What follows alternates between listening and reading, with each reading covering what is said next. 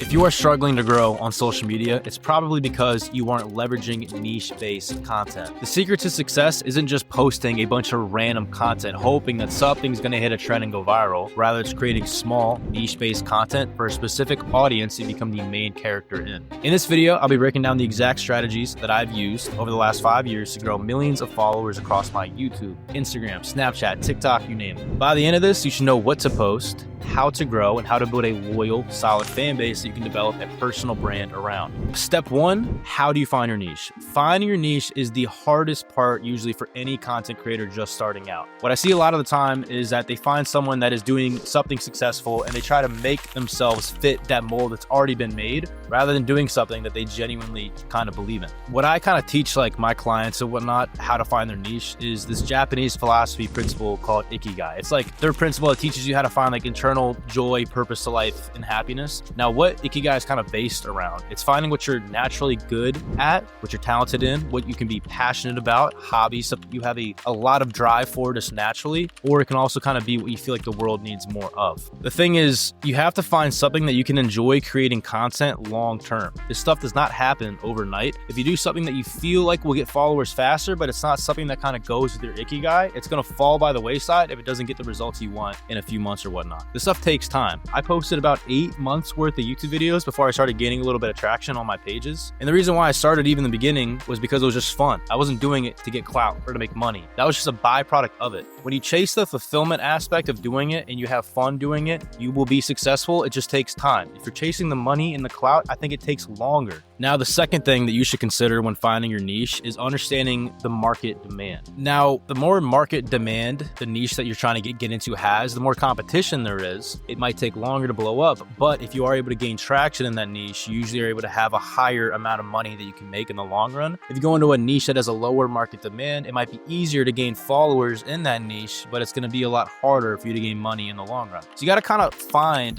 a healthy mix of like your Ikigai, but also with what you feel like the market demand is for that, one that's healthy, but not crazy super competitive. The other thing you should always consider is the monetization potential. Now, you should pick a niche where you feel like there's ways to make money in it. You should kind of have your personal brand, some type of product service in mind going into it that you feel like one day you will be able to market to the loyal followers that you build in that niche. Real quick, just so you guys can see what I'm saying and applying it, I'm going to bring up 2 influencers as an example of people that I feel like have found a really solid niche. One of them is going to be Cooking for Gains, Cameron. He actually bought my twin turbo R8. I think he has done such a good job at finding and creating niche-based content. Now, fitness, for example, what I'm in, it's a very broad niche, but you have to niche down in that niche because it's so broad. The thing is, the market demand for fitness is so high, there's a lot of people in that niche, so it's hard to kind of stand apart. So when you niche down within that niche, you're able to gain more followers in it. For example, Cameron, Cooking for Gains, it's in his name. He does a lot of crazy meal prep content. He builds out, he goes to the grocery store, gets all these different meals, and he kind of makes a crazy meal prep video that's very aesthetically like easy to watch. It's appealing to the eye, very informative, and it kind of helps a lot of people because they gain something from watching his content. They learn how to meal prep in a healthy way with foods that taste good. So the followers get value from it because they're learning from it, but it's also something that like is really entertaining and interesting to watch because you'll see when he makes these crazy amount of meals, he's using like so many ingredients. So there's a little bit of a viral factor to it. You can see that in a lot of his recent videos because I've been gaining millions and millions of views. Another niche-based influencer that I like in my industry and fitness itself is Brody Shreds and his boy Luke. They do skits. They mix in fitness in the gym with comedy, right? So it's not just fitness. They niche down and they add a little bit of their natural urge to be funny, their natural talent in being like kind of like, you know, funny. And also they're really good at finding ideas for skits. They're very creative, right? So that natural talent that they have, they were able to make a niche within a niche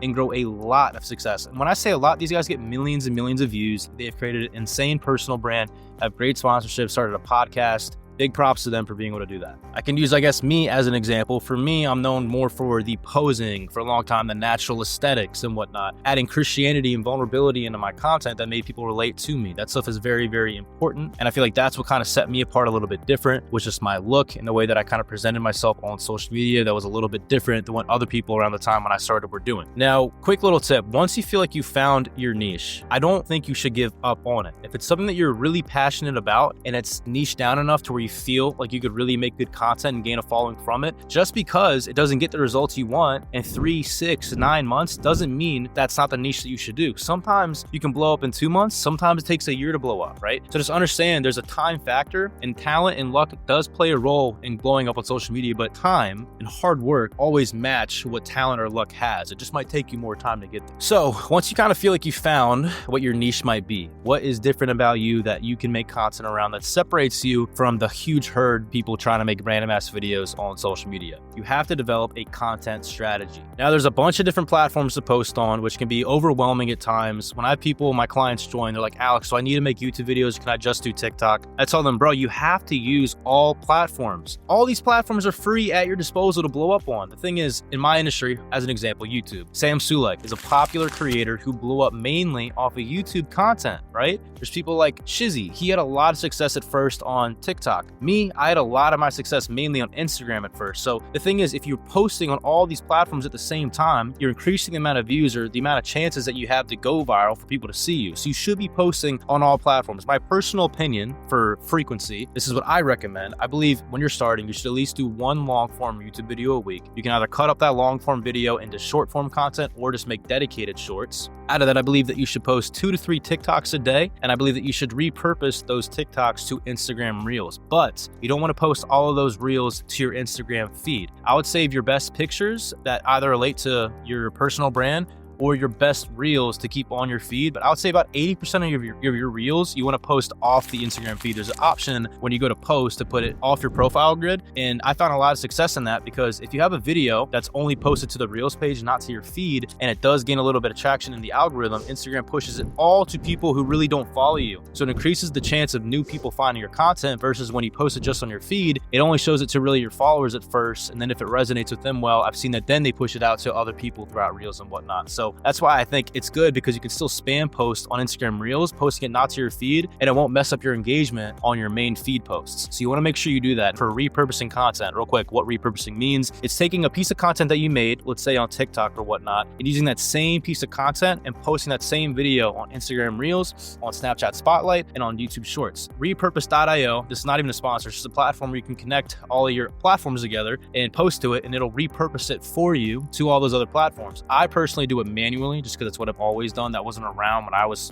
trying to blow up on social media, but I do think that it's a great tool that can help you out, make it a little bit easier for you. In terms of like Instagram feed posts, I used to do once a day. The algorithm is constantly changing. So what worked for me back 3 years ago might not work today. I think one feed post, every 3 days at minimum is good. I think on Instagram stories, you should be posting minimum 3 to 6 stories a day. All the time should be up on your story. When I click on your story, there should be 3 to 6 stories all the time on there. 3's on the low end. I like to stay around that like 5 to 6 mark. Sometimes I'll do the questionnaires and I'll spam mine like crazy and have like 20. When it comes to Snapchat, I post up to 60 snaps a day because I get paid off of Snapchat. Although when you first start out, you might not be able to get paid. Snapchat Spotlight though, you can spam. YouTube Shorts is a platform where I gained a shit ton of subscribers off of YouTube Shorts, spamming like 4 to 5 shorts a day for a long time. And 1 month, I believe I hit like 150,000 followers I gained by leveraging YouTube Shorts. So use all these platforms, man. Do not skip out on one. Something that you post on TikTok might not do well on TikTok, but maybe the Instagram algorithm favors it. So that's why you should try at least posting it on there to see how it'll do. Other side notes, I recommend going live on like Instagram, TikTok,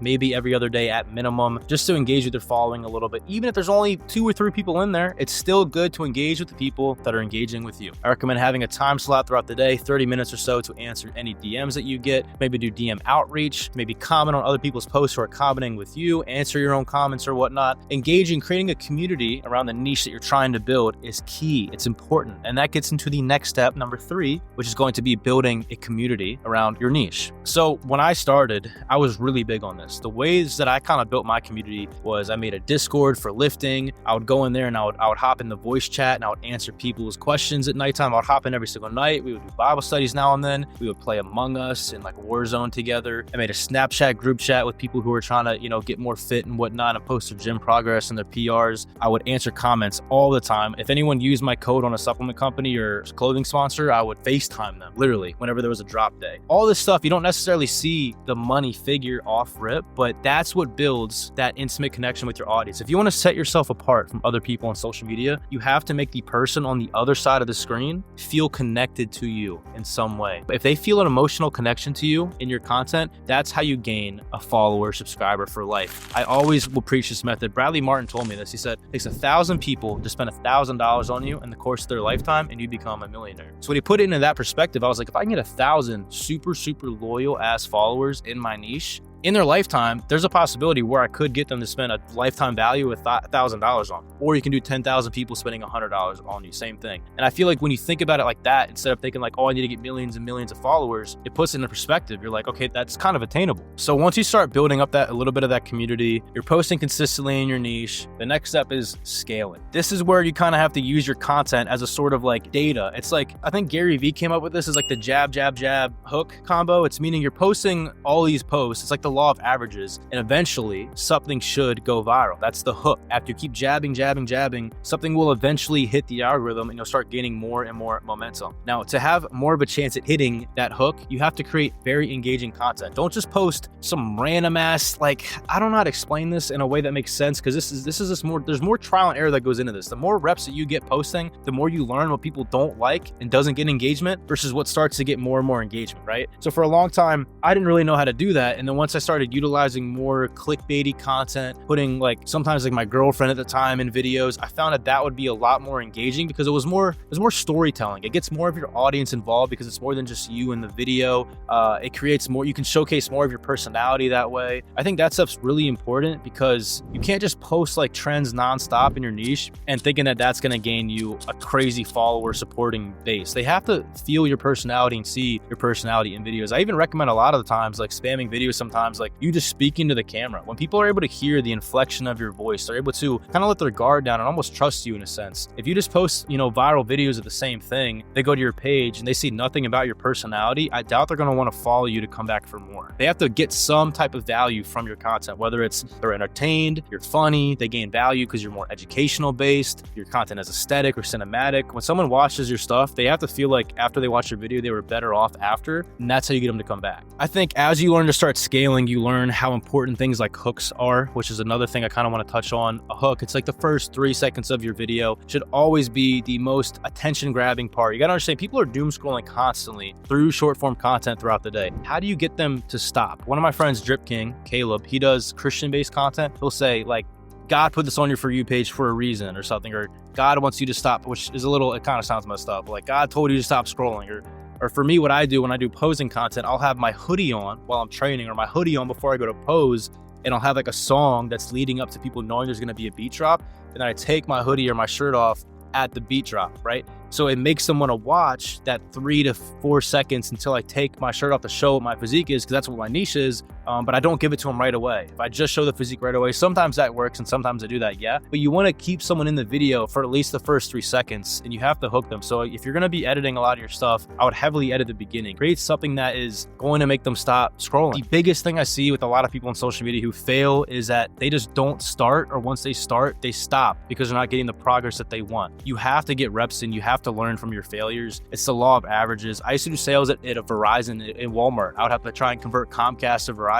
And they always told us the more people you talk to, the more likely there's going to be one that needs your service, or more chance that you're going to hit someone who has the money to pay for the service. So that's what you have to understand going into this. It's about the law of averages. It's a jab, hook concept. You have to just start and you have to just spam. Not spam, but you understand what I'm saying. Another tip that I have for scaling is collaborating with other people that are in similar niches to you. So for example, I can collab with someone like Cameron, or I used to collab with the twins a lot. People like Bradley Martin, they're in my niches, but they have their own little different sub niches. Like the twins are more powerlifting, more of that bodybuilding type. Cameron's more of that meal prep, dialed in, stuff like that. Bradley's more of like his lifestyle, big time LA content creator. So you want to kind of collab with people that are in your niche, but are also a little bit different. So you can pull some followers from each other. It's almost like an exchange, right? It helps both parties that are involved. Another tip is just becoming super engaging, posting stuff on your stories like questionnaires. Use your socials as a business. You should know, if you're trying to do social media for a living, no longer use your Snapchat to Snapchat your 5 different hoes streaks throughout the day. Use your Snapchat as a business to document your day-to-day life and just post that shit. Get used to posting every aspect of your life online. It sounds stupid and like it's not gonna work, but I promise you, it's as simple as just posting. Sometimes the content that I've posted that I put the most minimal effort into was the ones that did the best versus the content that I overthought like crazy and edited like crazy are the ones that performed the worst. So just start posting and stop using social media as a consumer. Use it as a business. Don't have pictures on your Instagram feed of you and your girlfriend from 3 years ago or you and your boys at a frat party 3 years ago. Like, that shit's just unprofessional. Like, don't be using them to be a consumer. You're just wasting time at that point. You shouldn't even be trying to do this for a living to begin with. That's all I'm going to leave you guys for now. I kind of made this video because of a comment on the last one. Comment what else you guys want to see me talk about. I got a lot of videos planned. I hope to have a lot of fun on this channel. Again, if you guys want to learn how to grow your social media more one-on-one with me, to be in a group of over 200 guys, we have some girls too, 200 people who are all trying to scale their social medias, build their personal brand, network together. We meet here at my gym, my warehouse, 2 to 3 times per month, making content together, having a good time, just finding really good like-minded people. We got a group of guys who just moved into an apartment together that met in the inner circle. If you want to be a part of something like that, DM me the word brand on Instagram and me or my team will reach out to you. We'd love to work with you one-on-one. So if you want to look into that, I think it's a great thing that we've been offering. We have a guy named Ben who started with 0 followers. Within 3 months, he's at 70K on TikTok, and me and my management team were able to get him 2 insane brand deals that he doesn't even know about yet. We're going to announce it to him on Friday when he comes down here for the next meetup. So stay tuned for that. If you want to be a part of that, DM me brand on Instagram. Hope you guys gained something from this video, and I hope you learned how